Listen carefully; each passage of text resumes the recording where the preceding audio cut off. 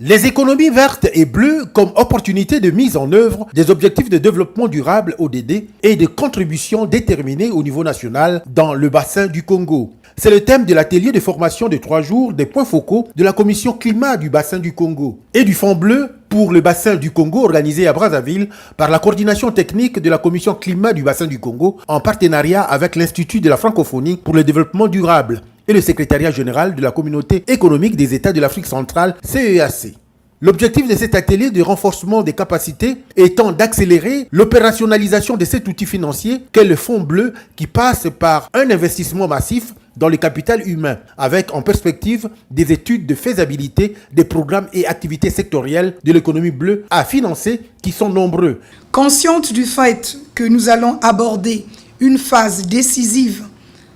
de la vie de notre commission, qui se verra bientôt dotée d'un plan d'investissement et d'un véhicule financier, la coordination technique que je dirige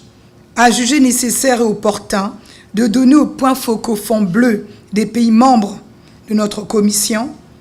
les moyens et outils nécessaires pour une maîtrise des problématiques liées à la commission, ainsi qu'une participation active à toutes les étapes du processus d'opérationnalisation de la commission. Après l'annonce faite par le président Denis Sassou Nguesso, son initiateur à Marrakech, le 16 novembre 2016, suivi de la signature du mémorandum de sa création à Oyo en mars 2017, puis aujourd'hui à travers l'accélération de son opérationnalisation et la tenue de cette première formation des points focaux, le Fonds bleu vient confirmer l'engagement et le positionnement des 16 États de la CEAC et de la CAE dans le développement de la finance climatique. Le Cameroun est partie prenante effectivement de ce processus, est membre de la commission climat de bassin du Congo. Donc je crois que c'est tout à fait dans l'ordre normal des choses. Et puis c'est ce qui a été convenu dans tous les cas lors de la mise en place de